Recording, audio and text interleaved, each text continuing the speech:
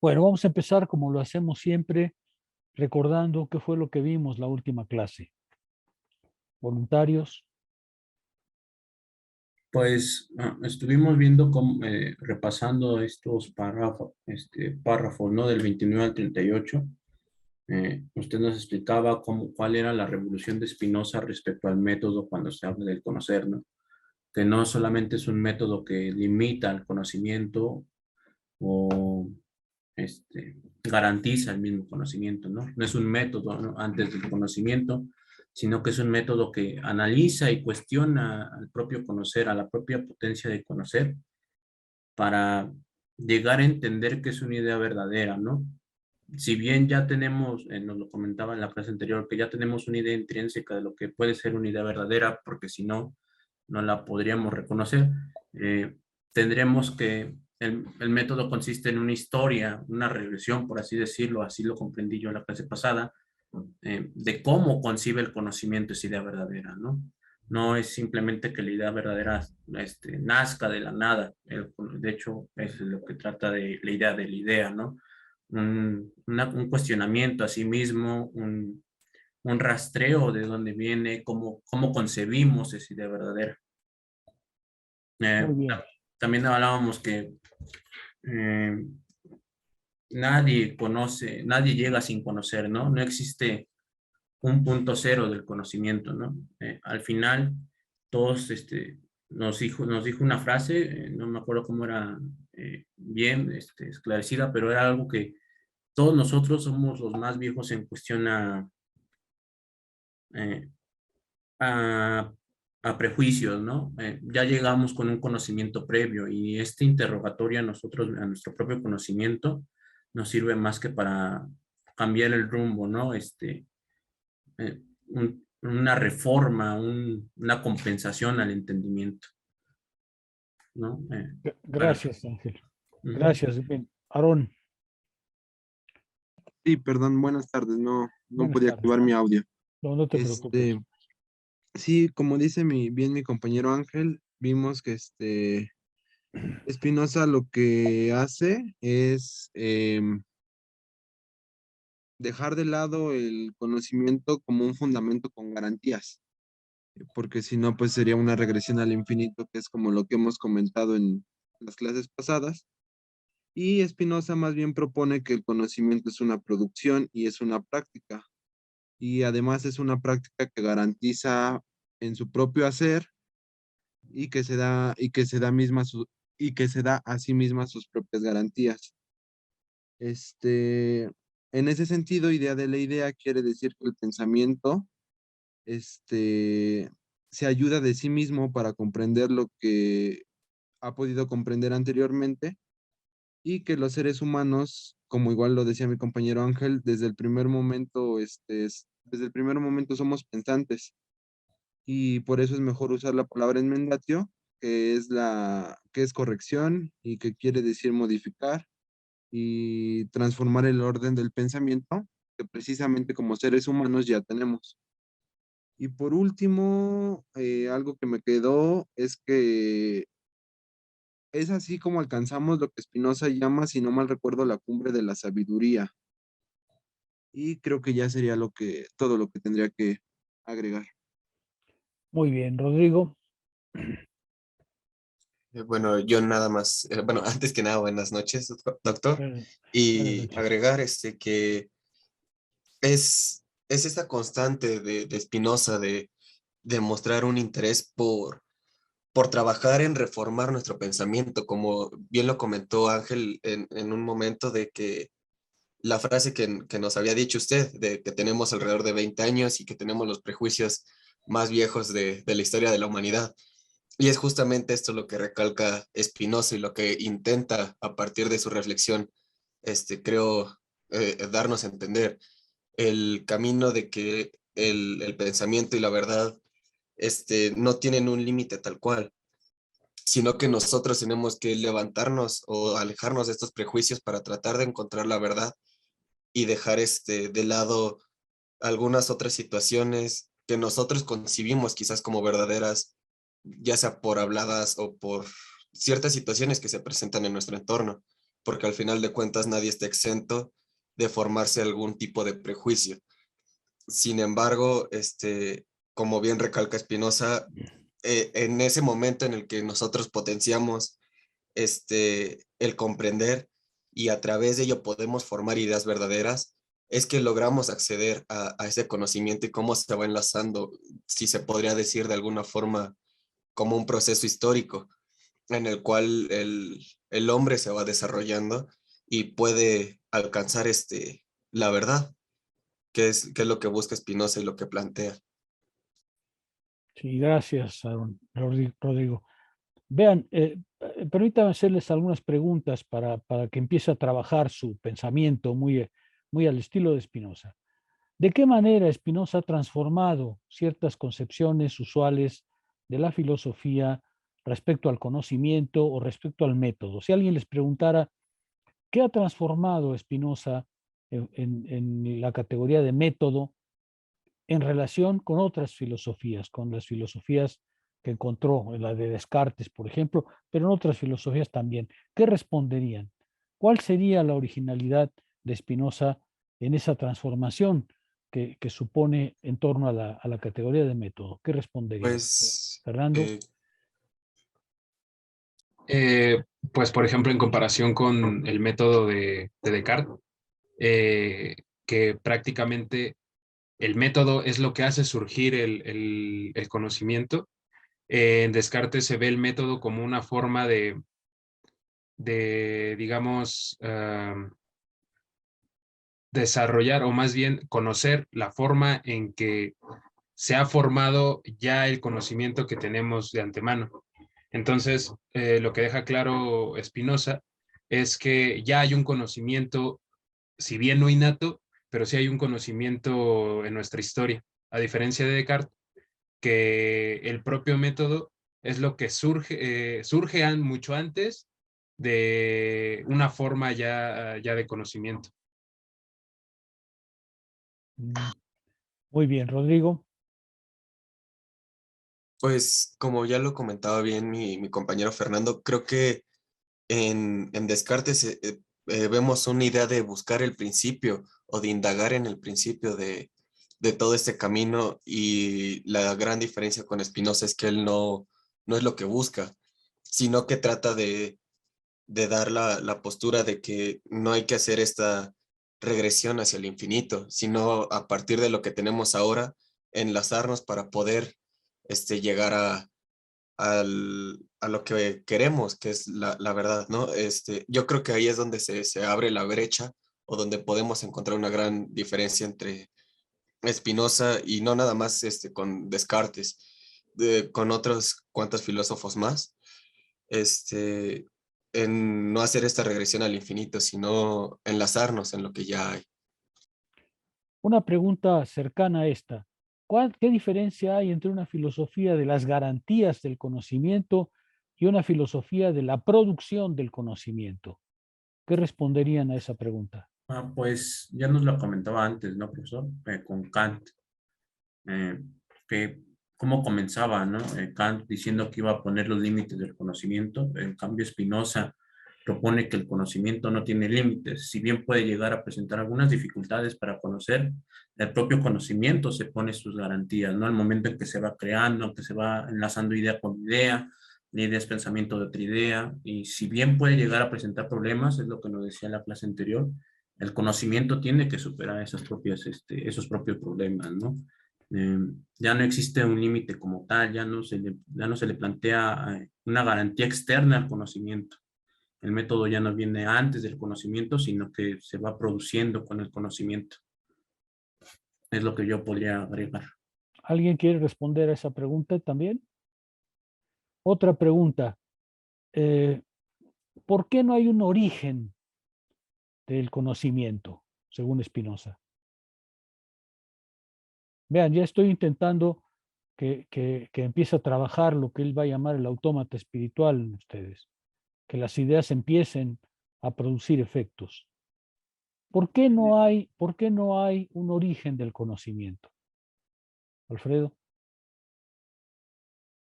Bueno, a mí, por lo que se me viene a la mente de la clase pasada, no era por esto precisamente digamos, la cuestión, podríamos llamarla evolutiva del mismo conocimiento, o bueno, del mismo cerebro humano, de cómo hay cosas que ya se vuelven automáticas, ¿no? Entonces, como tal, no podría haber un origen exacto, porque de hacerlo, todos y cada uno de los individuos tendrían que aprender las cosas desde cero, ¿no? O sea, y sin embargo sabemos que no es así.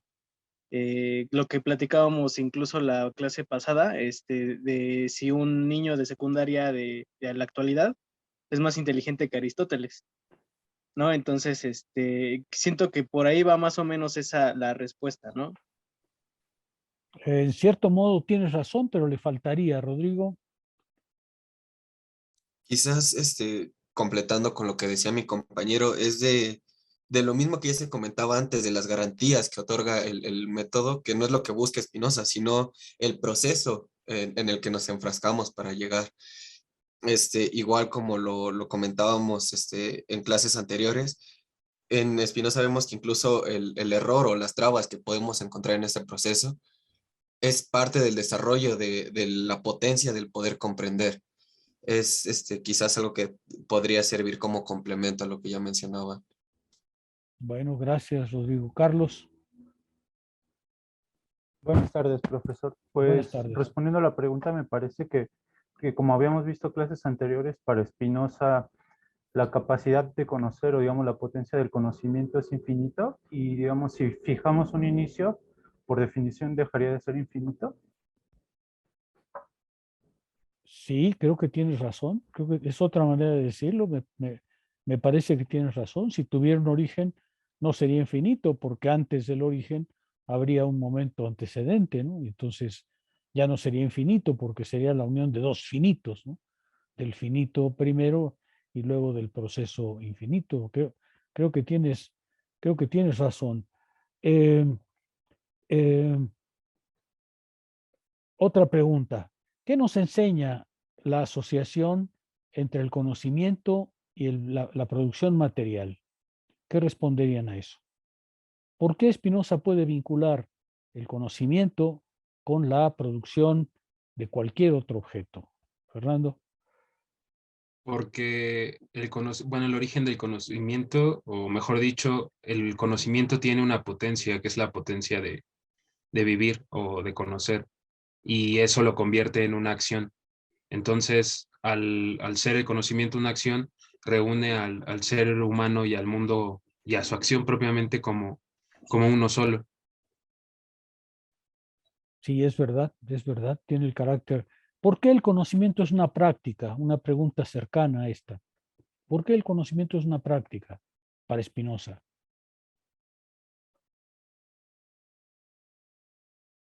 ¿Por qué puede llamar práctica el conocimiento si pasa en el orden del pensamiento? Porque se construye de acuerdo a su propia necesidad. Bueno, la necesidad del conocimiento. Y esto, pues esta necesidad es pues subsistente. Eh, Cada que supera un límite, surge nuevamente otra posibilidad de llegar más lejos, como lo que pasa con los instrumentos, ¿no? De una piedra pasamos a una piedra afilada y luego un martillo, luego un cincel, y etcétera, etcétera, ¿no? Sí, efectivamente. ¿De qué manera se transforma con Spinoza la concepción del pensamiento? ¿Quién responde a esa pregunta? ¿De qué manera está transformando Spinoza la concepción del pensamiento? ¿Voluntarios? Héctor, ¿tú quieres responder? Ah, bueno, sí, justo, bueno, va ligado también con esto que decía el compañero, ¿no? Primero señalar que el conocimiento, cuando está también luchando contra esta concepción de ideas innatas, dice, pues en realidad no existen ideas innatas. El conocimiento se ha construido se ha construido con la actividad humana y de ahí esto por necesidades como van surgiendo los conceptos y el conocimiento. Ahora también está criticando esta concepción de que tenemos que construir justamente lo que es un método antes de conocer. Te dice, no, Así como hemos venido construyendo el conocimiento por la práctica humana, es justo entender justo yo cómo es que podemos construir el conocimiento con la práctica humana, dejando de lado esta noción de método, como vendría proponiendo, por ejemplo, Descartes, que primero habría que conocer lo que es el método y posteriormente empezar a conocer, ¿no? Hay que ver cómo es que conocemos realmente. De hecho, justo esto estaría criticando. Ya. Bueno, ¿algún comentario que quieran hacer antes de volver al texto? ¿Algún voluntario que quiera agregar algo, su punto de vista? Veo por lo que he podido escuchar que la comprensión ha mejorado bastante. ¿Qué me dirían los demás, los que no han participado? ¿Qué me dirían? Bueno, yo tengo una duda. Dame un minuto, Miguel, a ver si logro que me digan cómo van los demás y ahorita volvemos a tu duda. Dame un minuto. ¿Qué me Claro. dirían los que no han participado? Porque mi propósito no es dar una clase para un puñado, sino dar una clase para un grupo. ¿Qué me dirían los demás? ¿Cómo vamos en comprensión? Participen, por favor, los demás, los que no tuvieron interpretación, los que no tuvieron intervención. A ver, si no hay voluntarios, pues involuntarios. Jesús Madrigal, ¿cómo vamos? Siendo sincero, en algunas partes siento que aún me sigo trabando, sobre todo en esta última pregunta que usted mencionó sobre la concepción de conocimiento, pero por lo demás creo que voy encaminado. Me falta desarrollar todavía eh, algunos matices, pero siento que ya estoy yendo por una dirección más correcta. Bueno, si tienes dudas, plantéalas, porque lo que yo quisiera es que si hay dudas en alguno de ustedes, las planteen o tratar de resolverlas yo, o lo que sería más interesante, pedirle al grupo que ayude a resolverlas. Ivana, ¿cómo vamos? Ivana Márquez. No tiene micrófono, pero me escribe. Bueno, Edwin Tapia. Buenas tardes, doctor. Buenas Sí, tardes. yo quería complementar algo con respecto a la pregunta, a la penúltima pregunta, que Ujú. decía que la práctica, yo lo que he logrado entender con respecto a las clases es que toda práctica es un hacer, que es un hacer progresivo. El conocimiento no tiene límites, nos decía usted, y es una práctica que cada vez se va perfeccionando. Así como, por ejemplo, se perfeccionó el primer martillo al romper el coquito y ahorita tenemos martillos más perfectos, por mencionarlo de esta forma, entre comillas. No lo abro así, no le quito las comillas porque puede que en un futuro haya,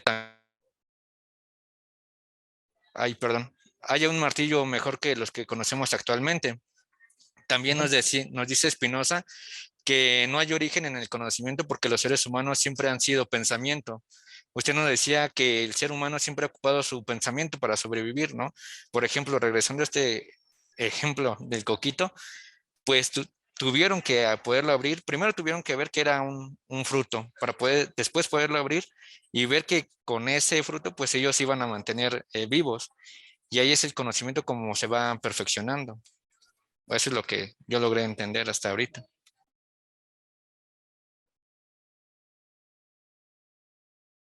Ivana todavía no ve claro. Hazme un favor, Ivana, si tienes dudas, por favor, plantéalas, porque a mí me gustaría pedirle al grupo que intervenga para tratar de resolverlas. A mí lo que me interesa es justamente que la máquina de pensar de cada uno se ponga a trabajar. Ese es fundamentalmente lo que Spinoza seguro querría que pasara. Aarón. Yo nada más quería agregar igual de la penúltima pregunta, es que tendríamos que entender al ser humano, bueno, tendríamos que comprender al ser humano precisamente en su acción práctica y una de las partes de esa acción práctica sería el pensar. Entonces esa es la relación que yo le encontraría. Y el pensamiento en ese sentido es la acción de nuestra potencia de comprender, que es lo que estamos volviendo continuamente en Spinoza. Y esa potencia de comprender sería el impulso que nosotros como seres humanos requerimos para pasar de aquellas formas elementales del conocimiento, poniendo el ejemplo del protomartillo, a formas cada vez más acabadas del martillo que actualmente tenemos y en el futuro de un martillo todavía más acabado. Y en ese sentido, no, que cada instrumento sería un acto de nuestra razón, pero a la vez sería un momento también del desarrollo de la misma. Y así como vamos creando los instrumentos en este sentido materiales, al mismo tiempo también vamos creando instrumentos intelectuales que nos ayudan a desarrollar los otros. Tienes razón, Aaron. No les inquieta, no les sorprende que diga Spinoza que el pensamiento es una práctica del conocer. ¿No les parece sorprendente?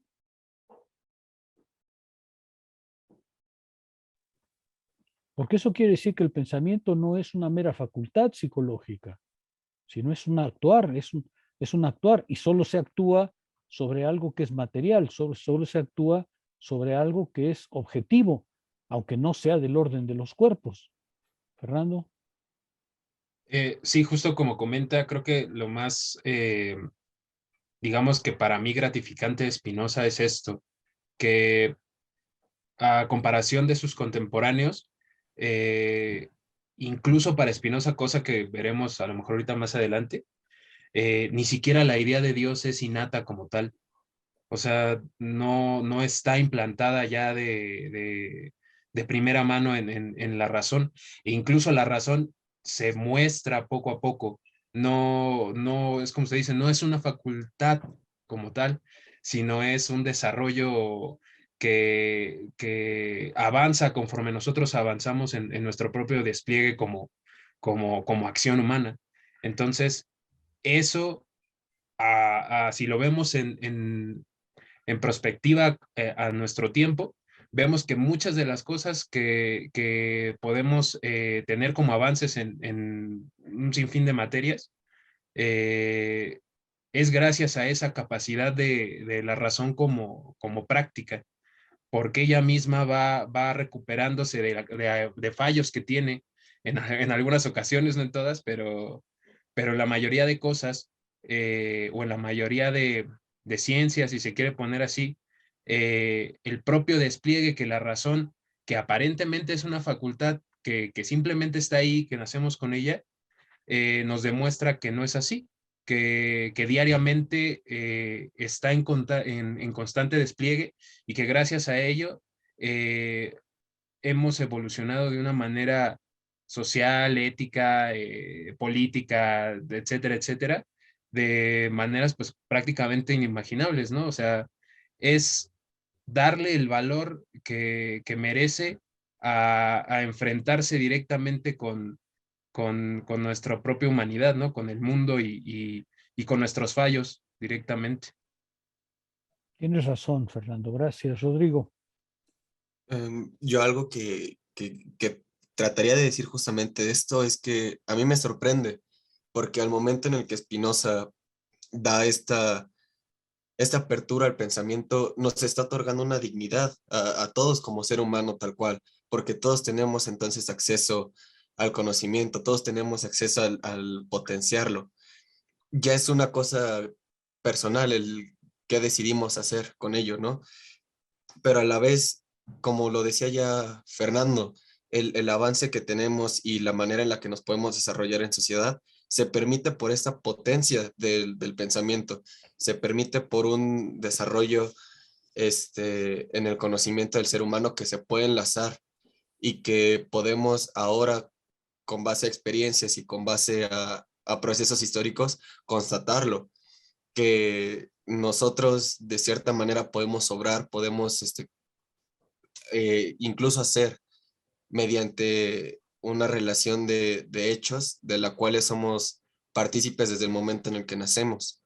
Y de igual manera, esta dignidad que recalco se nos otorga mediante el discurso de Spinoza, en el cual nos podemos constatar incluso como hombres libres, porque lo que busca siento que es eso, esa defensa de libertad del hombre en cuanto a liberarse de todo aquello que lo aleja de consagrarse como el ser humano digno que debemos de ser por nacimiento. y a través de este discurso que vemos en Spinoza, creo que es la constante y a la vez, por eso mismo, yo creo que inicia el libro con estas cuestiones, con esos cuestionamientos de Spinoza sobre lo que ha vivido y las dudas o cuestiones que desenlaza de todo eso, ¿no? Porque a partir de estos puntos que ya estamos leyendo, estos parágrafos, podemos encontrar la respuesta a aquellas dudas que planteaba quizás Spinoza en un inicio. Muy bien, sí, tienes razón, Rodrigo. Gracias, Aarón. Sí, ya por último, lo que pues a mí me deja muy marcado de Spinoza es que lo que él determina ciertamente es que lo único que tenemos como cosa innata en nosotros como seres humanos es nuestra potencia de comprender.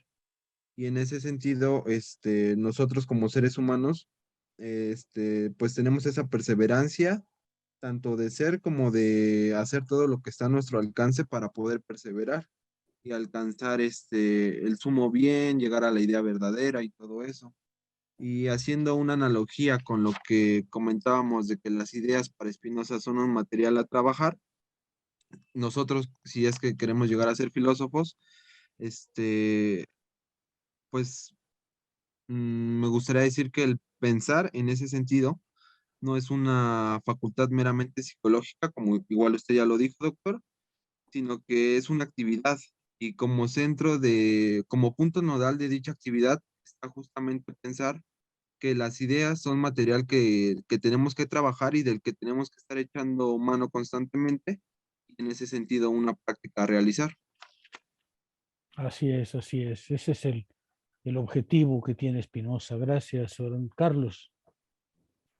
Sí, me gustaría a mí agregar algo que se mencionó en la clase pasada y me pareció importante porque considero que Spinoza es un referente, digamos, de la época por ello mismo, y es que digamos, el giro que da la propia actividad filosófica, o sea, que deja de ser como una filosofía enteramente especulativa y ya tiene un fin, digamos, más práctico, pero lo que usted decía de cómo la razón para Spinoza ya no tiene la función de limitarla o limitarse a sí misma, sino ella misma enmendar o reformar los propios errores que históricamente se han revelado, ¿no? Y me parece también importante eso porque, vamos, la idea del límite existe en Spinoza, pero como en Hegel, un límite que existe para ser superado. Entonces, creo que es importante también eso. Así es muy importante esa idea espinosista que no descansa, como en el caso de Hegel, en la negación, pero que descansa claramente en la idea de que hay un despliegue de la razón que no cesa nunca. Bueno, muy bien. Última pregunta, porque me parece que también escapó a los comentarios. ¿Por qué el que sabe, sabe que sabe? Y el que sabe, sabe que sabe.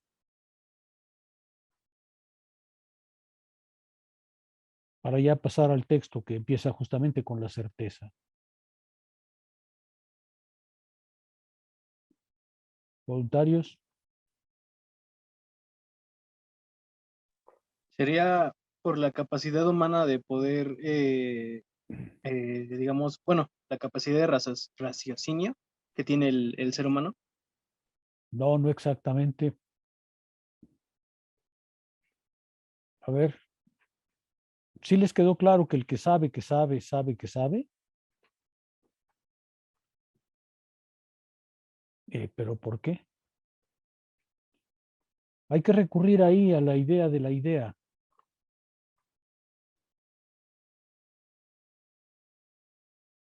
Miguel. Bueno, pues justamente cuando nos enfrentamos al mundo tenemos cierta conciencia de que carecemos de algo y justamente el saber que carecemos de algo, necesitamos de algo, nos hace saber que necesitamos de algo. O sea, sabemos incluso que no llegamos a saber y eso va impulsando lo que es el conocimiento o la construcción de este. Por Digo, ahí, no hay una Ángel. idea preconcebida. Sí, está bien, continúa. Ajá, no hay ideas preconcebidas, simplemente salimos o nos enfrentamos al mundo y con base a ello, pues empezamos a construir el conocimiento a partir de cómo nos venimos relacionando con el entorno. Justamente es lo que va posibilitando, es también el motor de lo que es el conocimiento. Sabemos en cierto momento que no sabemos algo y justo eso nos va motivando a generar conceptos o ideas. Bueno, por ahí anda, pero había otra mano que se levantó, ¿o no? Sí, Manuel, no era Miguel, era Manuel, ¿no? Manuel Vergara. Sí, profesor. Pues yo lo que alcancé a entender sobre este juego, bueno, parece ser un juego de palabras, ¿no? Que eh, en momentos llega a ser algo redundante, pero el, de modo que el individuo Pero que, ¿es real? ¿Qué dirías? yo diría que sí, porque bueno, conforme usted lo expresó y conforme yo lo traté de procesar, yo entendí que sabe, sabe porque el que sabe produció esa idea, es decir, tiene un remanente de esa idea, tiene una especie, ¿cómo decirlo? Tuvo una idea génesis y gracias a eso él sabe. Entonces, gracias a a ese remanente, a esa idea, a ese antecedente, pues el que sabe, ahora sí que sabe que sabe y tiene un precedente, además de tener un remanente, tiene un precedente de esa idea. Y eso se da gracias, o sea, bueno, no quiero caer en redundancia, ¿verdad? O sea, pero A ver, déjame hacerte una pregunta. ¿Sabes que empiezas a saber Spinoza? Si yo te preguntara ahorita, ¿tienes conciencia de que estás empezando a saber acerca de la filosofía de Spinoza? ¿Qué me responderías? pues yo diría que sí, ¿no? Porque tengo un precedente, tengo bueno, aún estoy concibiendo los conceptos fundamentales, entonces yo tengo certeza de que sí sé, de que sé de la filosofía, al menos en el aspecto más básico. Ya, muy bien. Alfredo. Sí, bueno, complementando ya, creo que ya me aclaré un poquito más con lo que dijo el compañero. Creo que sí, incluso lo que yo le preguntaba hace unas clases, ¿no? Sobre el no saber, si eso también implica algo y su respuesta que fue que incluso el no saber es un saber o darse cuenta de eso implica eso, ¿no? Lo que decía el compañero, un antecedente en eso. Entonces, pues sí, supongo que ay, ya me perdí de la pregunta. Sí, bueno, no sé si se entiende más o menos. Más o menos, Alfredo. Creo que lo que trato de decir es que el no saber es un conocimiento, porque sé que no sé. Entonces ya estoy sabiendo que no sé. Pero, por ejemplo, regresando a lo que decía de Spinoza, un ejemplo, ¿no? Si usted me pregunta, ¿ya sabe de Spinoza? Yo le respondería, no sé, pero es un conocimiento el saber que no sé de Spinoza. Usted decía la clase pasada que nadie sabe, nadie no sabe en verdad, porque todos por lo menos conocemos algo. Bueno, no tenemos una tabla rasa, pero claro que somos conscientes del saber. Y cuando no sabemos, somos conscientes de ese no saber, que es una forma de saber, ¿no? Yo ponía el caso de un científico. Si le preguntas ahorita a un biólogo si sabe algo en torno al COVID, te va a decir, claro que sí. Y si le preguntas, ¿y qué ignoras todavía? Te va a decir, ah, pues mira, ignoro tal, ignoro tal, ignoro tal, pero ese ignoro tal es en realidad ya un saber, sabe lo que no sabe, sabe lo que le hace falta saber. En ese sentido, el límite está dentro de la reflexión. Samuel, ¿quieres participar? Sí, bueno, así me escuchas, sí, ¿verdad? Sí. No, nada más en esta última pregunta quería mencionar que, bueno, es cierto, veo cierto que esto es algo porque si recordamos el pensamiento es aquí, ahora Mete- que se perfecciona, se vuelve a sí mismo, o sea, se mira a sí mismo, resultar la idea de la idea, algo que se considera un poco más específico o abstracto. Te escuchamos muy cortado. Lo poco que escuché me da la impresión de que tienes razón, pero te escuchamos muy cortado. Perdón si hoy mi audio no está muy bien, pero ya no iba a agregar nada. O sea, básicamente solo quería comentar que el pensamiento es una cosa que tanto actividad y se vuelve así, se da cuenta, sabe que sabe. Ya. Bueno, vamos al texto, por favor. Parágrafo 35. Es pues evidente, dice Spinoza, que la certeza no es más que la misma esencia objetiva, es decir, que el modo como sentimos la esencia formal es la certeza misma. La certeza, es decir, la confianza, la convicción que tiene el individuo, no es otra cosa que la posesión de la esencia objetiva. La esencia objetiva de las cosas en posesión de la conciencia le produce a esa la certeza. Certeza que es justamente el saber que sabe. Certeza es el momento individual de la conciencia que es consciente de su saber, ¿no es cierto? De donde resulta que para la certeza de la verdad no se requiere ningún otro signo fuera de la posesión de la idea verdadera. No requerimos de una garantía adicional, no requerimos de ninguna otra cosa que sea adicional al conocimiento. El conocimiento mismo provoca la certeza, porque una vez que conocemos la esencia formal del objeto, es decir, su esencia conceptual, pues entonces ya tenemos la certeza de que lo conocemos y no necesitamos garantías adicionales. Por eso es que cualquier garantía filosófica adicional que venga a tratar de demostrar, de garantizar el conocimiento, resulta inútil y redundante, ¿sí? El parágrafo 35 es interesante porque justamente dice, de aquí se sigue que nadie puede saber qué es la máxima certeza, sino aquel que posee la idea adecuada o esencia objetiva de alguna cosa. Nadie puede tener esa certeza si no es aquel que posee la esencia objetiva de la cosa, es decir, la estructura formal, la demostración formal de la idea de la idea. Saber algo es tener la convicción, la certeza de que se posee la esencia del objeto y que por tanto se sabe que se sabe. Eso es lo que Spinoza está insistiendo. Estos parágrafos que vamos a leer hoy van a ser bastante sencillos de acuerdo con lo que ya han podido expresar ustedes. ¿Qué encontramos en 36? Díganme, para tratar de hacerlos intervenir un poco más. ¿Qué encontramos en 36?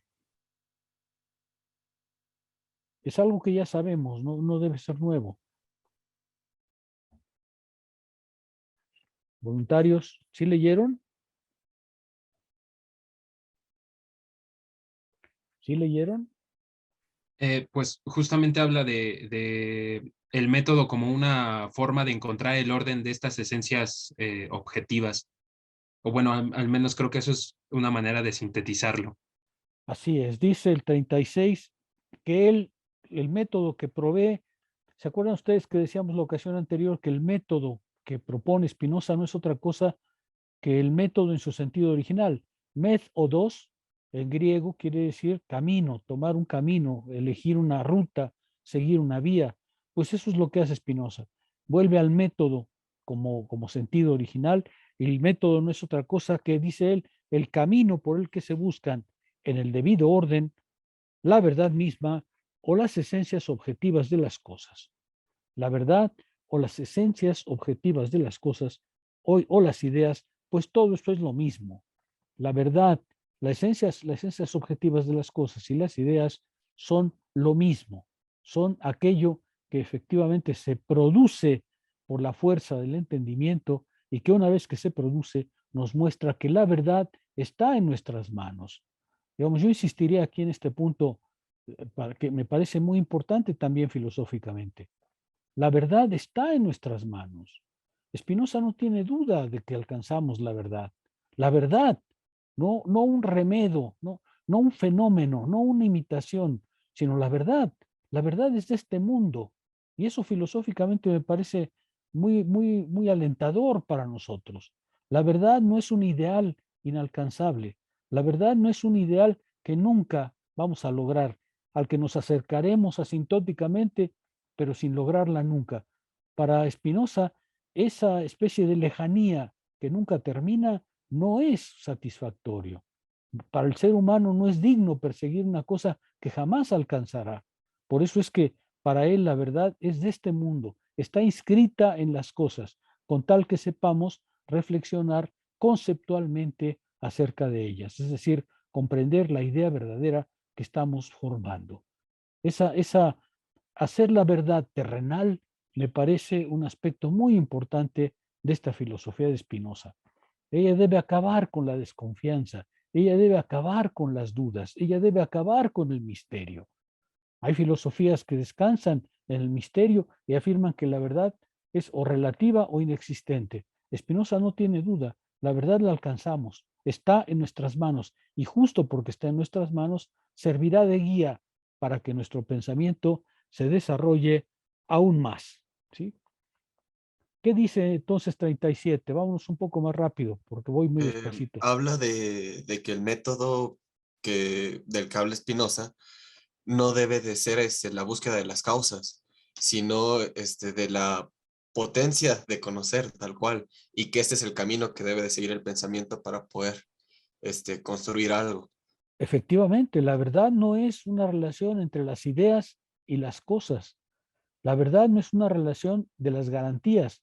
La verdad no es otra cosa que el camino en que se produce efectivamente por nuestra potencia de comprender la verdad que estamos buscando.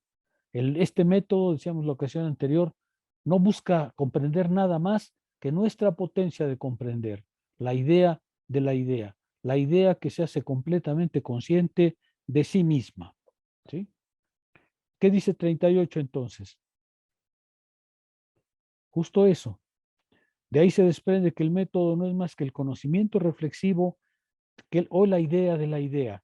Y como no hay idea de la idea, si no se da primero la idea, no se dará tampoco método sin que existe primero la idea. ¿Qué quiere decir Spinoza con eso? Es muy claro ya para todos, pero me gustaría que me lo precisaran. Como no hay idea de la idea, si no hay primero una idea, no habrá método sin que haya primero una idea verdadera. Pues lo que comentamos en un principio, ¿no? Que el método no viene antes del conocimiento, sino que primero inicia el conocimiento, algo muy burdo, una idea principal muy burda, como decimos antes, que se tiene que usar para crear un principio, y de ahí se construye el verdadero método, ¿no? El conocimiento va primero. Los seres humanos no esperaron a la filosofía y no esperaron ningún sistema para conocer. Los seres humanos fueron al mundo y se lo apropiaron, lo conocieron. Y justo porque lo conocieron, tienen ideas verdaderas. Y entonces, si comprendemos cómo se formaron esas ideas verdaderas, podemos tomar entonces ese camino, esa norma de la idea verdadera, como la vía para que nuestro pensamiento pueda seguir avanzando. Porque la idea de Spinoza es justamente cómo lograr que el pensamiento siga avanzando. ¿Sí? El punto 4 ya introduce algo distinto.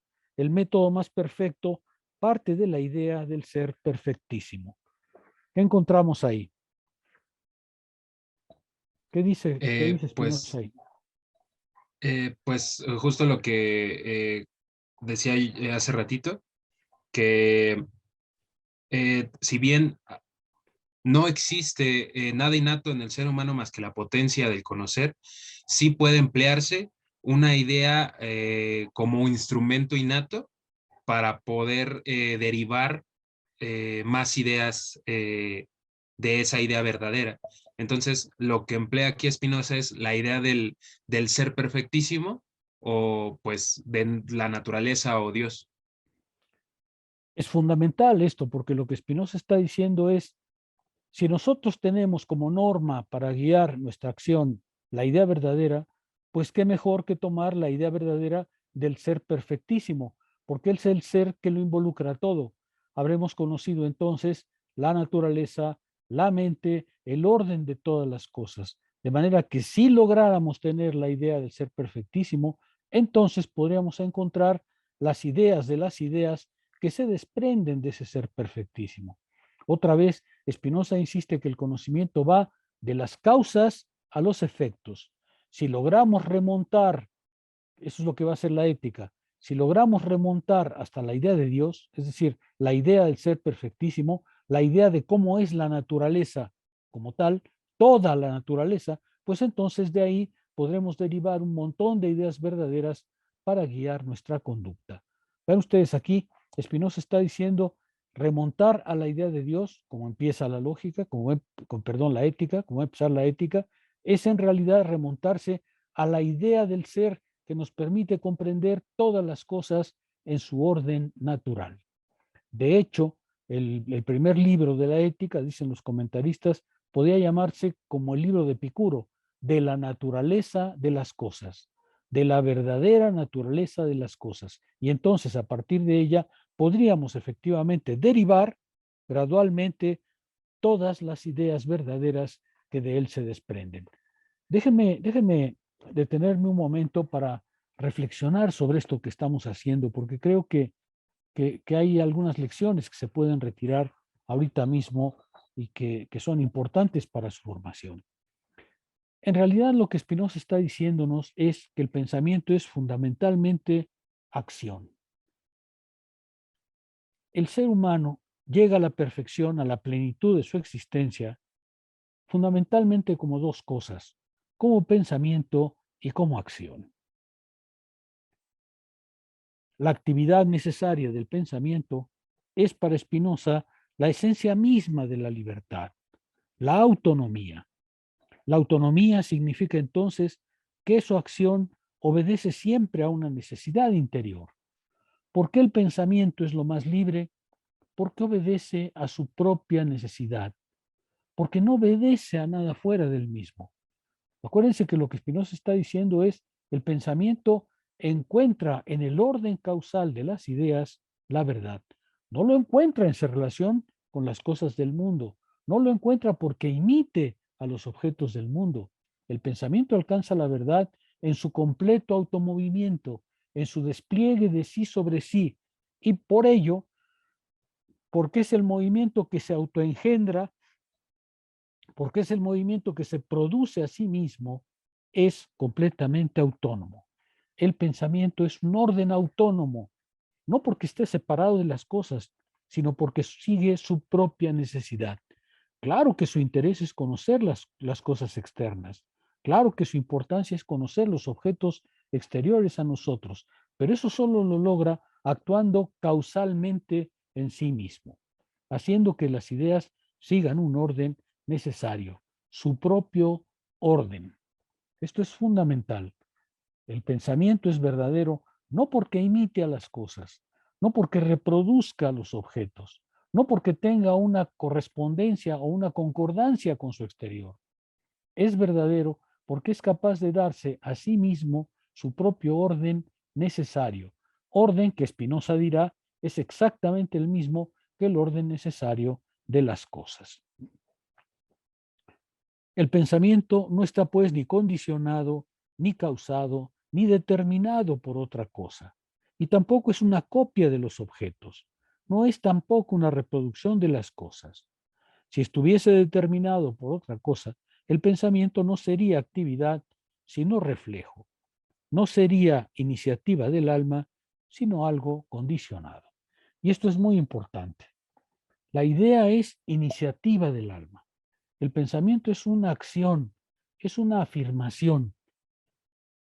Muchas filosofías piensan que el pensamiento es pasivo, que el pensamiento es algo que recibe desde el exterior, un poco a la manera de Kant, que el entendimiento recibe desde el exterior intuiciones que luego elabora.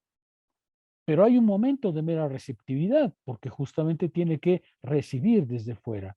Spinoza rechaza esa idea y dice que el pensamiento es siempre acción, siempre actividad, no es reflejo. Él le impone a las cosas su propio orden, su propia necesidad. ¿Sí? Es afirmación del alma, no pasividad del alma.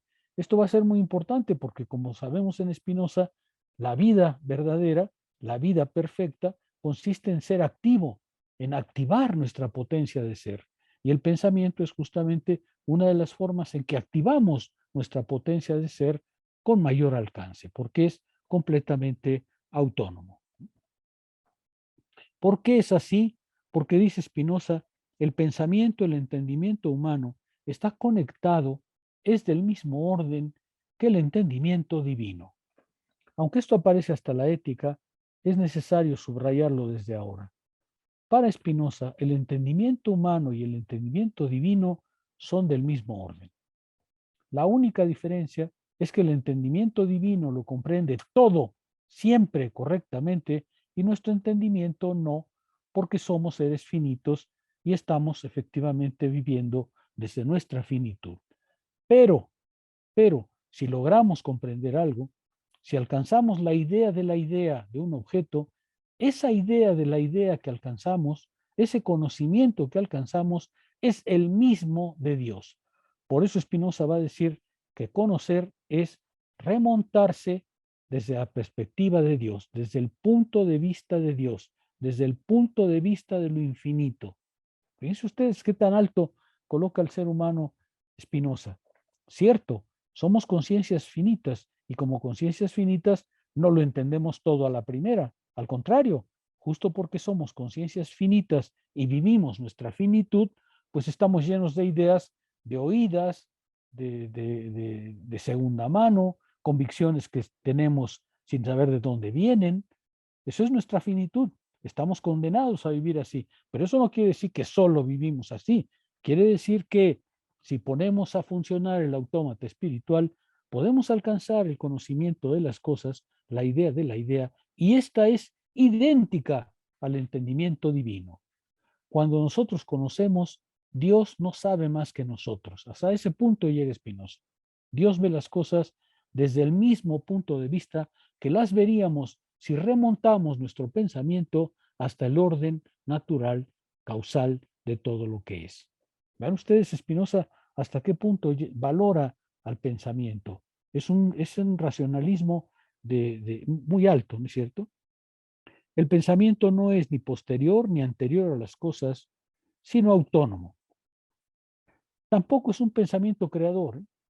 El pensamiento no crea las cosas están ahí. Según Spinoza, obedecen al atributo de la extensión, al orden de los cuerpos. El pensamiento no está ahí ni para imitar las cosas, ni para crearlas, ni para reproducirlas, sino para comprenderlas en su movimiento interior, en su movimiento autónomo y necesario.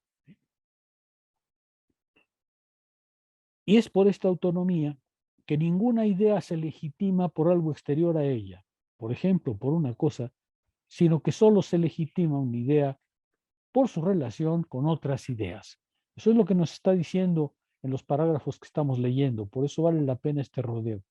Si lográramos alcanzar la idea del ser perfectísimo, lograríamos encadenar nuestras ideas en un orden necesario, en un orden causal, en un orden irreprochable, que sería exactamente la validación, la legislación, la legitimación de nuestro pensamiento. Por eso podemos comprender a Dios, porque podemos construir su esencia objetiva a través de nuestros conceptos. No conocemos a Dios porque nos tropecemos con Él o porque lo imitemos. No conocemos a Dios porque ahora vemos al viejito ahí arriba barbudo distribuyendo méritos y errores. Conocemos a Dios porque podemos construir con nuestros medios intelectuales su esencia objetiva, la esencia objetiva de todas las cosas. Hasta allá llega la convicción de Spinoza. Dice Spinoza, siempre que se consideran las cosas como modos de pensar, debemos explicar el orden de la naturaleza entera, la conexión de causas únicamente por el atributo pensamiento. Permítame que repita. Siempre que se consideran las cosas como modos de pensar, que se consideran las cosas como modos de pensar, no como cosas inmediatas, objetivas, sino como modos de pensar, debemos explicar entonces el orden de la naturaleza entera, la conexión de causas, únicamente por el atributo pensamiento. Spinoza está diciendo, nuestra máquina de entender, nuestra capacidad de entender, va de idea en idea. Y en ese movimiento se legitima, se justifica y alcanza la esencia objetiva de las cosas. No las imita, ni las copia, ni las reproduce, las comprende, pero las comprende en su esencia objetiva a través del pensamiento. Pura mens, o sea, pura alma o puramente, como diría Spinoza en la ética, Significa, pues, que el entendimiento es activo entre las ideas porque las modela, las transforma, las elabora. Otra vez, la idea espinosista de que el pensamiento es material. ¿Por qué es material? No porque tenga un cuerpo, es material porque es materia a trabajar, a pesar de que no tiene cuerpo. Las ideas se determinan, se transforman, se modifican, se conectan entre ellas, tienen un régimen causal que las hace objetivamente existentes.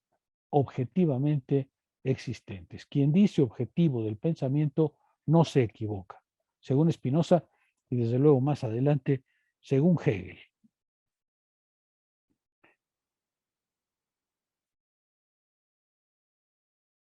Reformar, pues, el entendimiento tiene también el sentido de activarlo, hacerlo activo. Ese principio a mí me parece muy importante, hacer activo el entendimiento, hacer activo su pensamiento. Este es un aspecto que me parece muy significativo para su propia formación. Enmendar el entendimiento es activarlo, quitar la idea de algo meramente pasivo que recibe desde fuera una serie de impresiones o de datos, activarlo, ponerlo activo, ponerlo en acción. Esta es la libertad del pensamiento, pero como ustedes pueden ver, libertad no quiere decir arbitrariedad. Libertad quiere decir que es autónomo porque sigue su propia ley inmanente, porque sigue su propia necesidad interior, porque sigue una ley que le es propia. A diferencia de los que piensan que el pensamiento es libre porque puede pensar lo que quiera, porque puede pensar lo que se le da su gana y creen que eso es libertad, para Spinoza libertad quiere decir seguir su orden inmanente. Un pensamiento que piensa lo que se le da su gana no es libre, sino arbitrario. Libertad quiere decir seguir su propia necesidad, autodeterminarse, autoelaborarse. Y esa es la verdadera libertad. Ser causa de su propio movimiento. Ser causa de su propio movimiento. Cuando Spinoza inicia la ética, la primera definición que nos presenta es justamente la de causa de sí. Y dice, Dios es causa de sí porque es causa de su propio movimiento. Y los dos atributos, tanto la extensión como el pensamiento, son la esencia de Dios. De ahí se sigue que el atributo pensamiento es también libre, autónomo y causa de sí. ¿Por qué? Porque pertenece a la sustancia, porque es la esencia de la sustancia. El pensamiento no es algo derivado, el pensamiento es libre y autónomo porque es lo mismo que la sustancia, lo mismo que la esencia de Dios, infinito, es decir, causa de sí. ¿Qué quiere decir causal? Causal quiere decir que las ideas son una actividad del alma, una afirmación. Para muchas filosofías, las ideas son simplemente percepciones o reflejos. Para Spinoza, en cambio, las ideas son afirmaciones del alma. Y todas las ideas, no crean que solo las ideas verdaderas, también las ideas falsas son afirmación. La ocasión anterior decíamos, el ignorante, el que no sabe, también tiene convicciones y sus ideas, aun si son inadecuadas, aun si son falsas, son afirmaciones del alma y justamente por eso son muy difíciles de retirar, porque el alma está activa aún en el error y cuando está activa, pues resulta muy difícil enmendarla porque siente que ella es causa de lo que está pensando. Por eso, Spinoza le da al reino de las ideas un montón de verbos de actividad. Cito algunos, traídos de algunos comentaristas. Producere, producir. Concipere, concebir. Agere, actuar. Percipere, percibir. Formare, formar. Agire, hacer. Intelligere, inteligir. Deducere, deducir.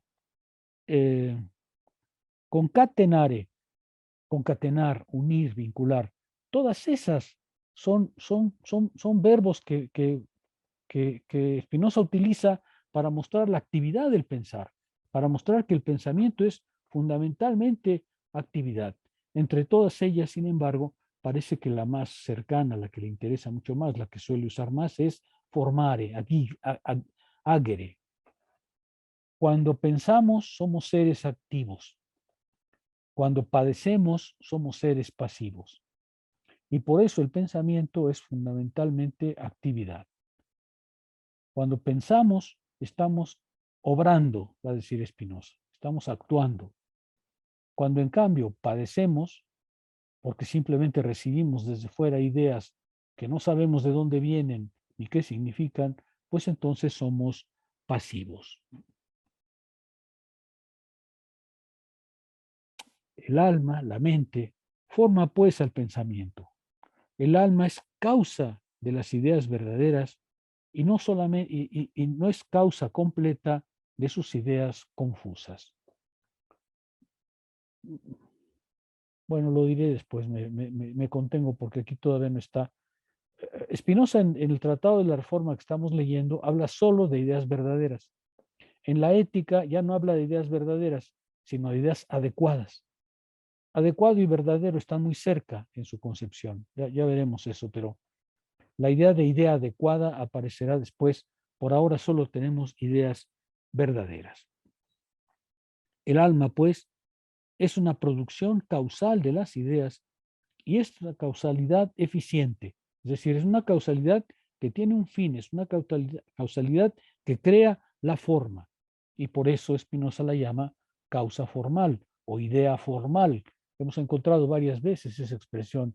Tenemos la idea formal de la esencia. Lo que está diciendo es, tenemos la idea lógica, la idea sistemática, la idea estructurada, la idea producida por el alma.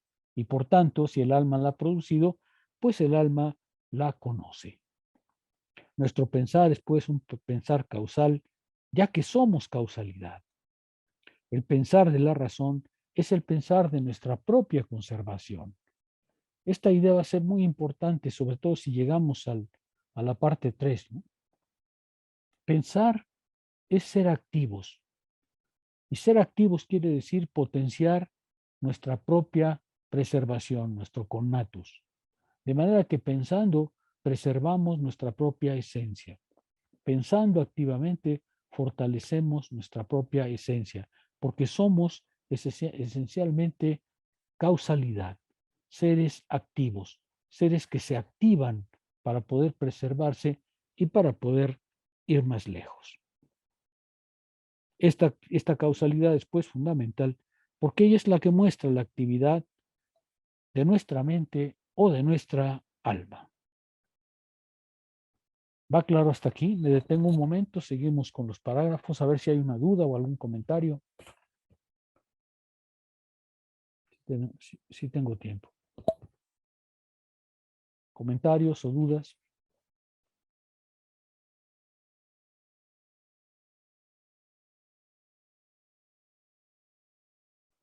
¿Quedó claro? Doctor, yo tengo una pregunta. A ver, Daniela. ¿A qué hora llegaste? Porque no te vi al principio. No, llegué tarde, doctor, como 6:30. Ya. Sí, perdón, es que me tocó trabajar un poco más de lo pensado. Mi pregunta a lo mejor es un poco amplia y igual si no se puede responder, lo entiendo. Pero, por ejemplo, ¿por qué para Spinoza es importante pensar de esta forma y, digamos, escribir todo esto como para, siento yo, darle al hombre, como recordarle que tiene esta capacidad? Y a lo mejor, por ejemplo, ¿por qué para Kant era tan importante dejar algo tan establecido y tan ajeno al propio ser humano, como lo es el conocimiento, las ideas, no lo sé? Bueno, la segunda parte, digamos, ahí necesitas un poco más de conocimiento de Kant. Kant también quiere, también desea dar bases firmes al conocimiento. El proyecto de Kant, en su primera intención, en su intención básica, es darle al conocimiento un asidero permanente, estable, fijo, definitivo. Pero justo es fijo y definitivo, mientras que para Spinoza es un resultado de una acción. Claro, esa es la diferencia, que mientras mientras Kant piensa que se puede dar al conocimiento un fundamento filosófico en este caso, pero que asegura que tenemos conocimiento, Spinoza, por el contrario, toma otra vía y dice, de lo que se trata es de mostrar la potencia del entender, porque esa es la verdadera libertad. Ahora, ¿por qué Spinoza hace eso? Recuérdate en qué momento está Spinoza. Spinoza está en un momento, en mediados del 17, en que todavía la libertad, el Renacimiento y el Barroco están en pleno auge. Es decir, el ser humano está saliendo por fin de la teología medieval. El ser humano está saliendo por fin del reino de la religión. ¿Te acuerdas que en la primera clase decíamos, y no sin razón, durante mucho tiempo la filosofía fue sirvienta de la teología? La filosofía fue la servidumbre de la teología. En este momento, con Spinoza, está adquiriendo su autonomía nuevamente. Está volviendo a hacer la filosofía una reflexión propia. ¿Qué quiere decir? Para Spinoza quiere decir que hay que liberarse de todas las formas de pensamiento, de opresión y de imaginación. Spinoza incluso va a hablar justamente de una suerte de proto-ideología. Es necesario, según Spinoza, liberarse de todo aquello que ha atado al ser humano en el plano del pensamiento hasta ese momento. Y por eso la suya es una búsqueda radical de la libertad. Y por eso también le costó lo que le costó, ¿no es cierto? Porque también en las primeras clases yo les decía, Spinoza va a ser el paradigma de la modernidad, el paradigma de una filosofía que toma su autonomía de una razón que ahora se coloca en primer plano y que va a derivar después en la Ilustración.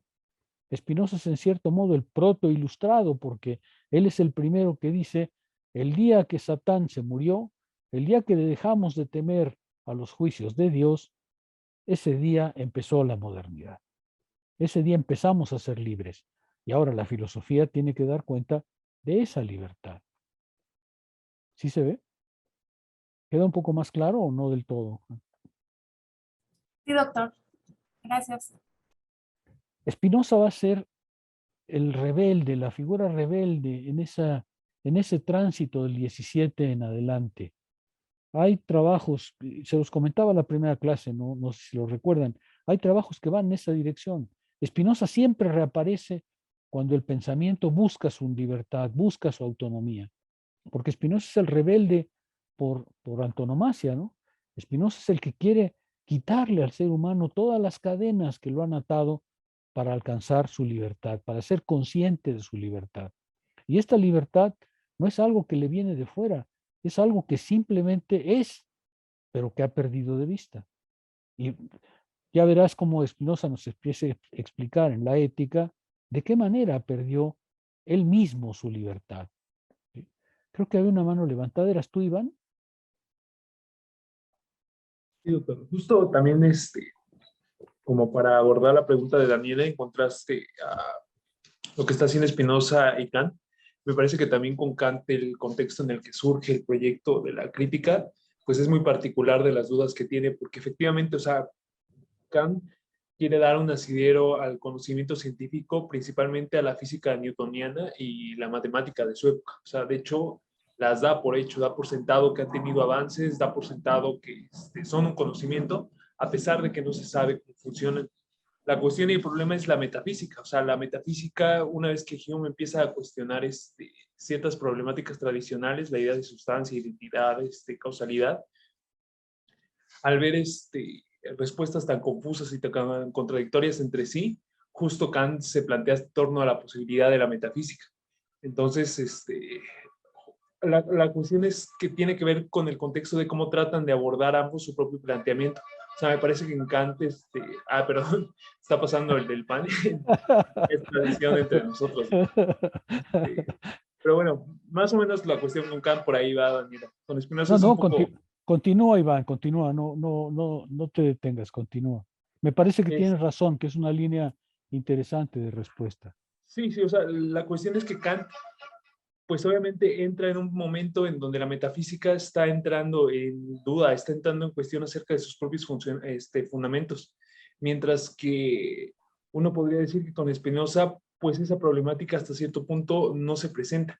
Y de hecho tiene que ver con esto que hemos estado diciendo en torno a la cuestión de las garantías. O sea, lo que quiere mostrar Spinoza es que esta certeza con la que nos desenvolvemos en el mundo cotidiano, pues necesariamente es así. O sea, a pesar de que la conciencia común no puede dar cuenta de todo el mecanismo y de que no significa que lo va a conocer todo, puede saber que aquel mundo con el cual se está relacionando es verdadero, porque tiene los mecanismos para poder dar cuenta de esa necesidad. Entonces, básicamente, hasta cierto punto se plantea la problemática de Kant, pero en términos, pues, con un cierto grado de... Hay un matiz de distinción en la manera en cómo tratan de plantear la pregunta por el conocimiento. Y sería todo. Ya. Muy bien, vale, gracias. ¿Algún comentario adicional? Bueno, vamos a avanzar. En 39. ¿Por qué introduje la cuestión del pensamiento como acción? Porque 39 dice, por lo dicho se comprende fácilmente cómo, a medida que la mente entiende más cosas, adquiere con ello otros instrumentos gracias a los cuales es más fácil seguir entendiendo. Es decir, Spinoza está diciendo, como el pensamiento es activo, una vez que una idea verdadera se presenta, esta desencadena la actividad de la mente. La idea verdadera no es solamente que se instale en la mente, sino que produce ella misma inmediatamente una serie causal de nuevas ideas. Entre más entiende el entendimiento, más entiende el entendimiento porque las ideas verdaderas que surgen, que se van produciendo, no que surgen, que se van produciendo, son a la vez causa de otras ideas verdaderas. Spinoza está queriendo decir, vean ustedes que la productividad causal del alma es infinita y una idea verdadera suscita un conjunto de ideas verdaderas y entre más entendemos, más se extiende el conocimiento, más se profundiza, más se hace coherente. Esta idea me parece otra vez muy importante y explica, me parece bastante bien, la transformación científica que hemos tenido después del siglo XVII para acá. Si nosotros colocamos en un cuadro los avances científicos y tecnológicos, técnicos, hasta el siglo XVI, hasta terminando la Edad Media, pues veremos que los últimos años son una productividad absolutamente extraordinaria. ¿Cómo lo explica Spinoza? Diciendo, porque la idea verdadera es a la vez causa, motor, impulso de muchas otras ideas verdaderas, porque una idea verdadera se encadena con otra idea verdadera, y como dice aquí, entre más entendimiento alcanzamos, otros instrumentos emergen gracias a los cuales es posible seguir entendiendo. Fíjense, a mí eso me parece muy interesante porque cuando uno ve la historia de la ciencia, lo que encuentra es que los desarrollos científicos que hemos tenido, incluso hablando del siglo XIX para acá, son asombrosos. Quiere decir que las generaciones de estos dos últimos siglos son más inteligentes que los griegos o que los seres medievales, los filósofos medievales. No, para nada. No es en términos de inteligencia ni en términos de facultad, sino en términos de la capacidad de comprender que una vez que ha alcanzado ideas verdaderas, produce en cascada nuevas ideas verdaderas, y así sin cesar. El alma es productiva, o la mente, voy a utilizar el término mente más, el término que usa Spinoza es mens, prefiero el término mente y no el término de alma, porque el alma entre nosotros suscita otras ideas. La mente es productiva, y una vez que una idea adecuada penetra en la mente empieza a producir en cascada ideas verdaderas. Una idea verdadera produce otra idea verdadera que a su vez producirá nuevas ideas verdaderas sin cesar. Así es como Spinoza explica el desarrollo extraordinario que ha tenido la humanidad en los últimos siglos. ¿Por qué? Porque lo que funciona es un mecanismo automático del pensar, un mecanismo que asocia ideas verdaderas a ideas verdaderas en un orden causal e infinito.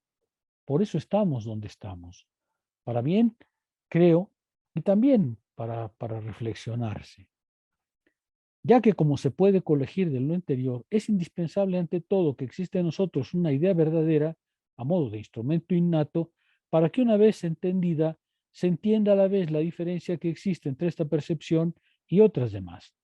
En eso consiste una parte del método. Es decir, una vez que una idea penetra, ya puede diferenciarse de otras ideas, ya puede separarse de otras ideas que son ideas ciertamente, pero que no son ideas verdaderas, que se han formado de otra manera, que no obedecen a la pura actividad de la mente. La idea verdadera es pura actividad de la mente. Pero hay muchas otras ideas que, como lo aprendimos desde el principio, nos vienen de oídas, nos vienen de fueras, son ideas que no cuestionamos, son ideas que simplemente están en nosotros. Cuando el alma no está completamente activa, pues está ocupada con esas ideas que vienen de fuera. Cuando el alma está completamente activa, comprende la idea verdadera, que a su vez inicia una serie causal de ideas verdaderas.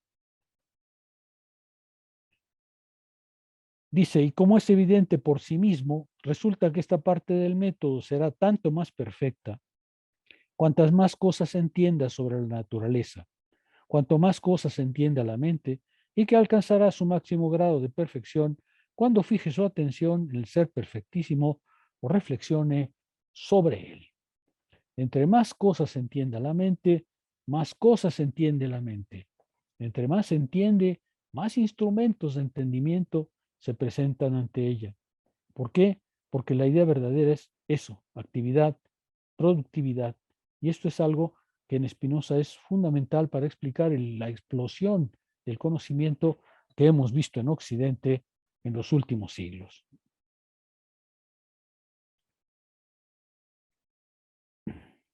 Basta pues que una idea entre en la mente para que ella desate una propia actividad que es incontenible. Spinoza busca, pues, describir la actividad necesaria y desbordante del alma humana cuando está habitada por la idea verdadera. Eso es lo que quiere Spinoza narrarnos, ¿no? La actividad necesaria y desbordante que tiene el alma humana cuando está habitada por una idea o por varias ideas verdaderas. Cada idea verdadera se convierte pues en causa de otra idea, también verdadera, y esta a la vez en otra, en un proceso literalmente infinito. Cada idea verdadera es pues fecunda, puesto que el proceso, puesto que es el inicio de un proceso, de una serie causal que ella misma no tiene fin. La causalidad infinita rige pues también en el pensamiento, no solamente en el orden de la naturaleza, sino en el orden del pensamiento. Porque, insistamos, en Spinoza, cada idea es una afirmación de la mente. No es solamente una percepción, no es solamente algo pasivo, es una afirmación que hace la mente, y esa afirmación tiene efectivamente ese valor positivo. ¿Algún comentario en este punto? Por otra parte, estoy en 40. Por otra parte, mientras más cosas ha llegado a conocer la mente, mejor comprende también sus propias fuerzas. Mejor comprende también sus propias fuerzas. El pensamiento, en su despliegue, se hace más consciente de sí. Se hace más consciente de su propia fortaleza. Se hace más consciente de su propia capacidad productiva. Esto es muy interesante porque lo que está diciendo Spinoza es el pensamiento se autoaprende, se autoformaliza, se autoexperimenta, se sabe en pleno desarrollo. Esa es la experiencia que es el pensamiento. Reconoce no solamente su capacidad de comprender, sino su fortaleza incrementada en su capacidad de comprender. Eso es lo que Spinoza está narrándonos cuando lleva el método a ser idea de la idea. Comprende sus propias fuerzas y comprende el orden de la naturaleza, y cuando mejor entiende sus fuerzas, tanto mejor puede también dirigirse a sí misma y darse reglas. El pensamiento consciente de sí puede darse reglas, puede comprenderse en su propia actividad, puede hacerse inteligible a sí mismo. Y se acuerdan que decíamos, para estas filosofías, la verdadera filosofía no es otra cosa que pensamiento del pensamiento. Pensamiento muy a la Aristóteles, pensamiento que se hace inteligible a sí mismo, pensamiento que se comprende a sí mismo en su propia actividad. Pues eso es lo que Spinoza está proponiendo. En eso consiste, como hemos dicho, todo el método. ¿Va claro hasta aquí? ¿Algún comentario? Se puede decir entonces, ¿no? Que también sería la diferencia con los empiristas, que para Spinoza el conocimiento es únicamente formado por lo que es la razón. Se produce únicamente por la razón y por las percepciones. Digo, ahí sí se diferencia bastante con los empiristas, a pesar de que viene criticando, comparte esa crítica por parte de los empiristas hacia los racionalistas de la inexistencia de ideas innatas, pero te diría, pues bueno, el conocimiento pues se puede ir definiendo justamente como esas ideas que se producen a través del propio conocimiento. Una vez es captar la esencia objetiva, la idea del objeto en sí, únicamente cuando venimos captando el conocimiento. Sí, tienes razón, efectivamente. 41. Voy a seguir porque me voy a detener en el parágrafo 42. No, a ver si podemos. Hágame un favor. Cuando trabajé en la mañana, pensé que a partir del apartado 43, cuando Spinoza responde a ciertas objeciones, me gustaría que comentaran más ustedes que yo los parágrafos, pero vamos a ver si es posible. 41. Señalamos además que la idea, en cuanto objetiva, se comporta exactamente igual que su objeto, que es su ideatum en cuanto real. Ahora, esta afirmación sí que es muy complicada y nos va a llevar después mucho tiempo. Dice Spinoza que la idea, en su mecanismo necesario, se comporta igual que su ideato, es decir, se comporta igual que su referente exterior. Ahora, esta es la célebre tesis de Spinoza del paralelismo, que es muy complicada.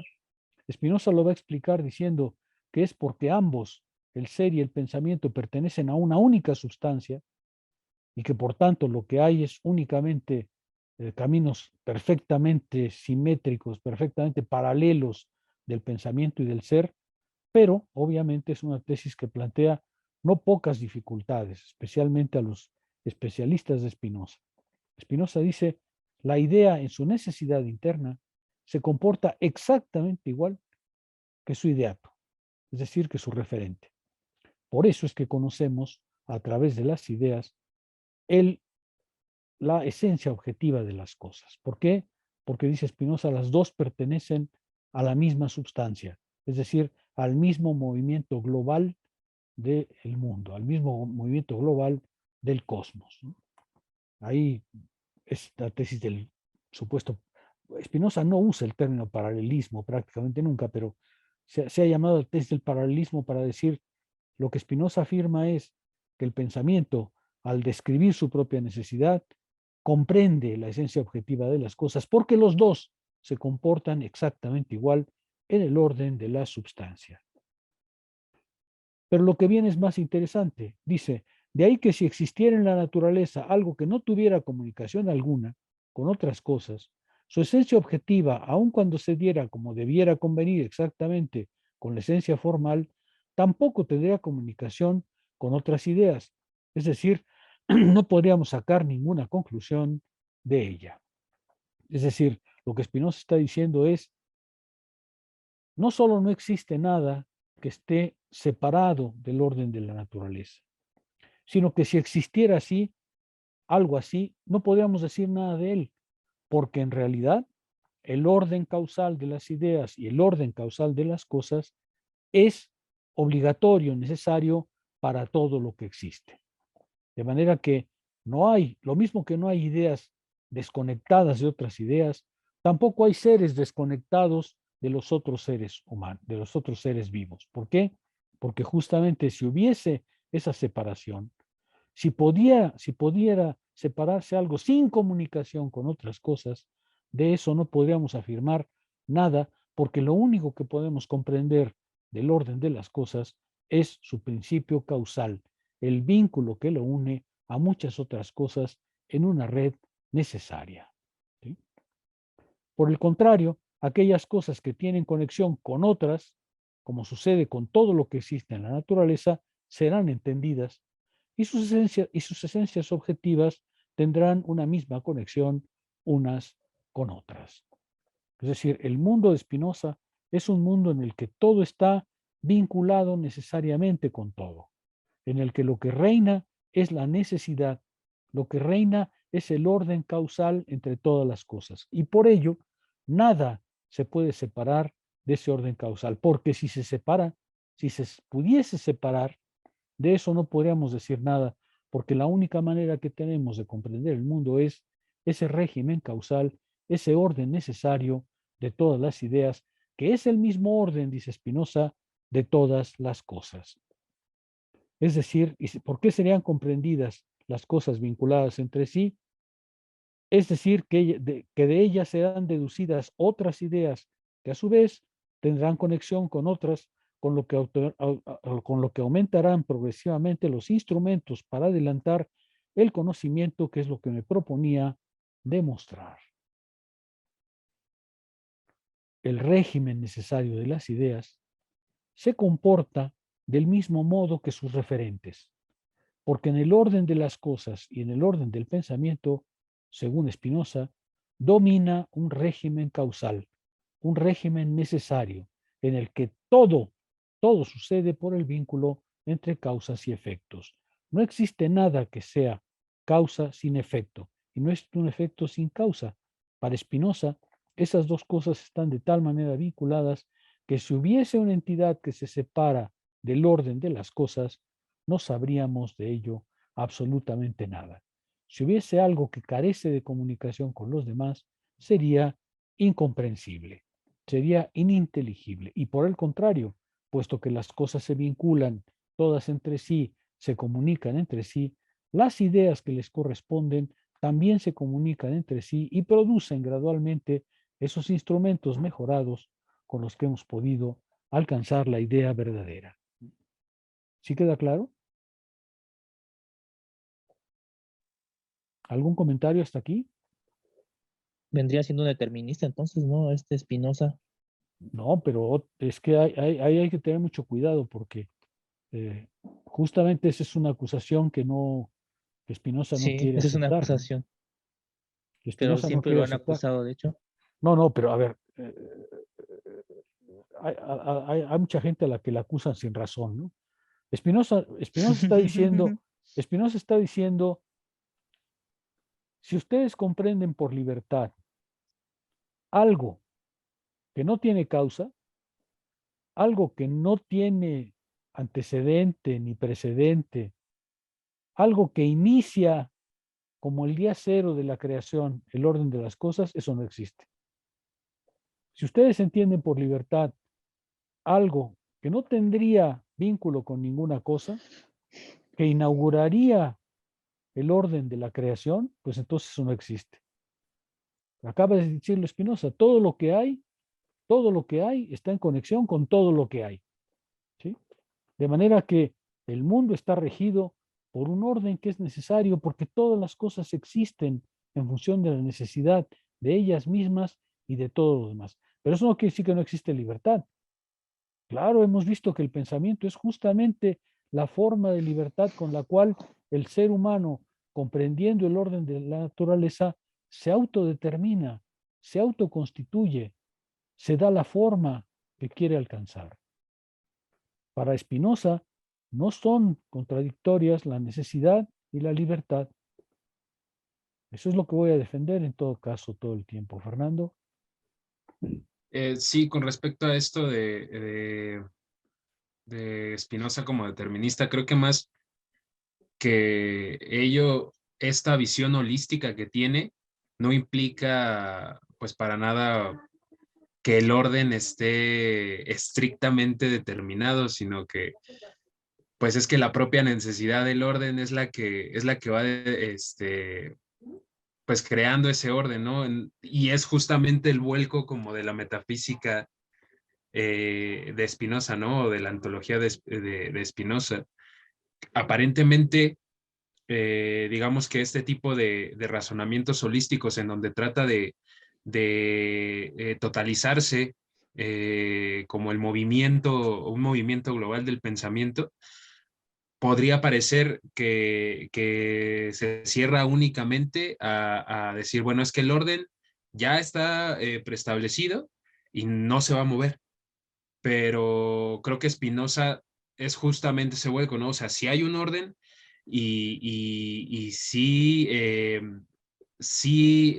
difícil que algo exista fuera de ese orden o podamos hablar de ese orden, pero porque el orden mismo se da esa propia necesidad. O sea, nuestra razón no determina como digamos que ese propio orden ni hay algo como digamos extra que determine el orden, sino que es más la propia necesidad de totalizar el movimiento, que es lo que hace el propio orden, ¿no? A ver, creo que vas por el camino correcto. Déjame decirlo de otra manera. La primera premisa para que podamos transformar a la naturaleza es conocerla, ¿no les parece? Y conocerla en su orden causal. Si quisiéramos transformar a la naturaleza sin conocerla en su necesidad, ¿qué lograríamos? Si nosotros dijésemos, para conocer el COVID-19, lo consideramos un acto aleatorio debido a la voluntad de Dios, ¿qué lograríamos? Si nosotros queremos conocer el primer paso, Nada. si nosotros queremos conocer el primer paso, es comprender a la naturaleza en su necesidad, ¿no les parece? Ahora, pregunta, ¿hemos transformado al mundo a través de nuestros actos pensados y prácticos? Pues sí. Claro que sí. ¿No es eso un índice de nuestra libertad? Ahora, esa libertad no parte de la Podríamos decir, nada. Claro, esa libertad no parte de la nada. Esa libertad parte de una comprensión del mundo, porque si no lo comprendes, ¿cómo lo vas a transformar? Si libertad quiere decir otra vez, pero esto es frecuente en filosofía, si libertad quiere decir que hay algo que no tiene detrás de sí ninguna causa, es decir, que se me acaba de ocurrir en ese momento por mis pistolas o por algo más, pues entonces si eso fuese así, entonces no hay orden en el mundo porque hay algo incausado que salió no se sabe de dónde. Pero eso no es verdad. Cuando nosotros actuamos prácticamente, no estamos haciéndolo por un libre arbitrio, porque se nos da la gana, sino porque ya tenemos ideas que nos llevan en una cierta dirección. Y eso es lo que Spinoza va a decir. El hombre se cree libre porque imagina que él es causa de su acción, cuando en realidad ignora las causas que originan su propia acción. Y por eso vive enceguecido.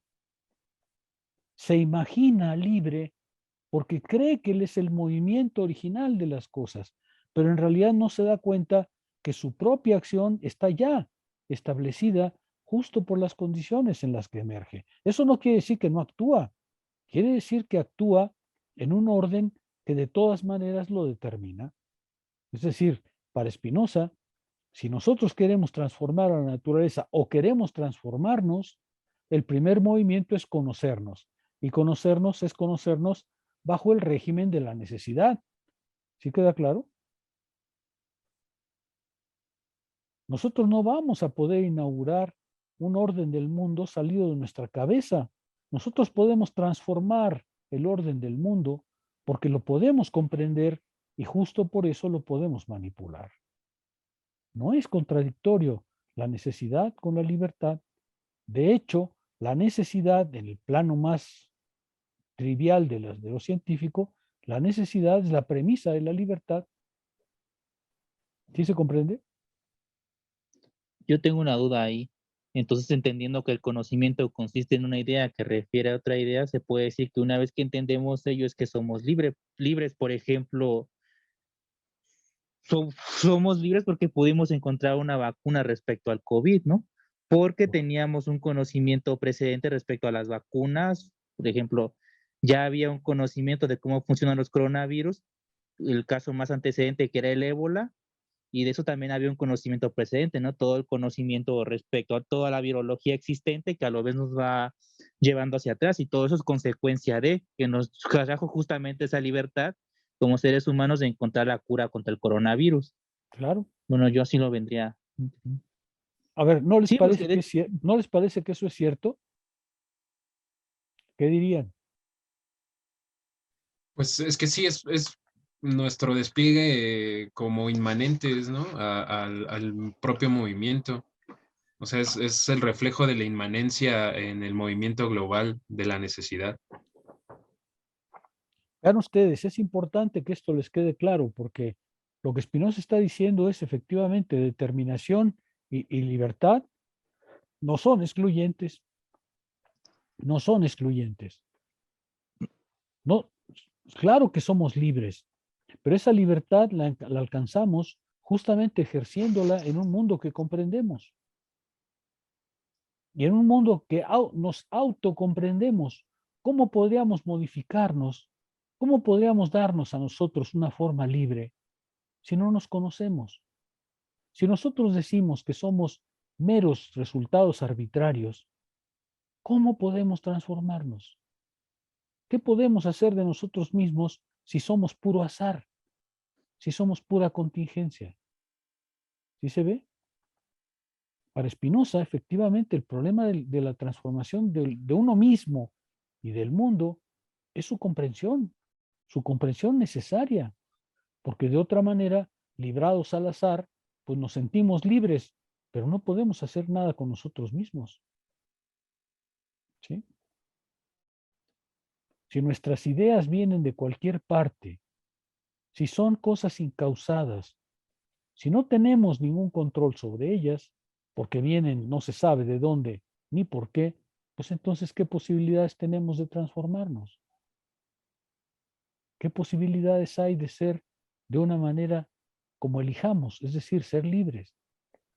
Ser libres no quiere decir, no iba a ser una figura que me critican mucho por mis ejemplos, pero ser libres no es hacer lo que se nos dé la gana, sino saber qué hacer en un mundo necesario. Saber cómo actuar en un mundo que tiene sus reglas, sus mecanismos, su manera de ser. Eso es ser libre.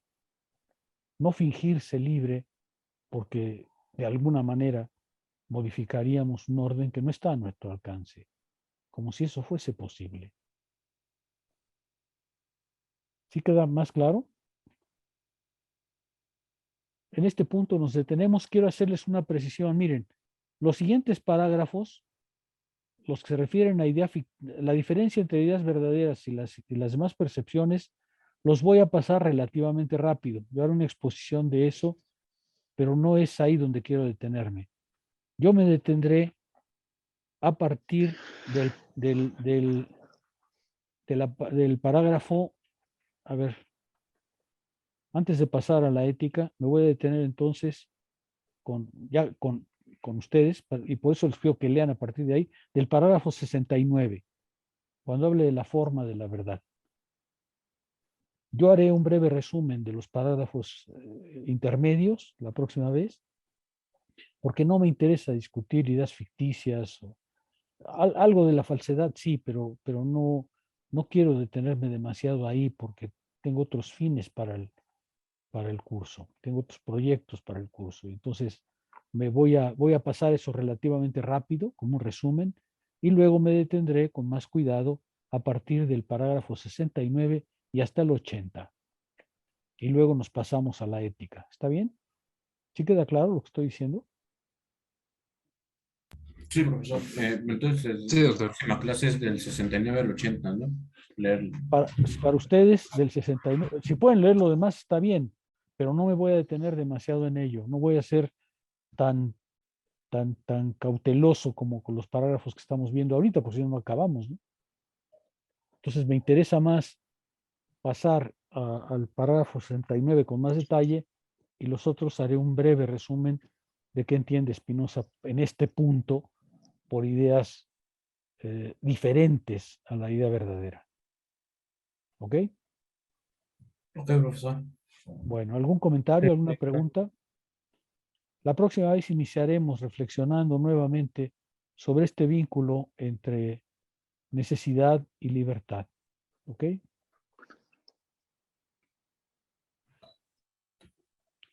¿Queda claro? Sí, doctor. Sí, Sí, profesor. doctor. Sí, es ¿Una todo pregunta adicional? realmente claro. Había una mano levantada, pero no me acuerdo de quién. Era mía, doctor, pero no, ya solo era para corroborar el aspecto que estábamos tratando. Yo Ajá. lo pensaba más fácil como, por ejemplo, un músico, ¿no? Que, por ejemplo, uno que toca piano, una vez que una persona aprende un instrumento, se le facilita después entrar a los otros instrumentos, porque ya tiene una noción del conocimiento. No sé si eso tenga que ver también en este aspecto, en de cómo va fluyendo el conocimiento, ¿no? En una persona. Bueno, en cierto sentido sí, aunque no toca el tema de la libertad, ¿no? O no lo veo en todo caso, pero sí tiene que ver en torno a la productividad del conocimiento, eso sí, ¿no? Eso sí, entre más música sabes, y más coherente es tu pensamiento, y más fuerte y más extenso, ¿no? Fernando. Ok, gracias, profe. Sí, doctor. Yo tenía una pregunta como fuera del curso. De casualidad, ¿habrá algún hilo conductor entre Spinoza y Heidegger en algún sentido? Yo no lo conozco, yo no lo conozco. Yo no, debe haber, porque en filosofía hay todo lo posible, pero yo personalmente no lo conozco y nunca lo he trabajado, ¿no? Sí, bueno, es que me surgía la duda por ver como el pensamiento como acción y el Dasein en sus modos, como el preguntar y todo eso. Ya. No, me temo que no te puedo ayudar en ese punto. Nunca he trabajado ese punto. Bueno, gracias. No, gracias a ti. ¿Algún comentario? En cambio, si encuentras algo, ya me dirás. Sí, doctor, yo le comunico. Bueno, ¿alguna pregunta adicional? Si no es así, nos vemos el jueves entonces, ¿de acuerdo?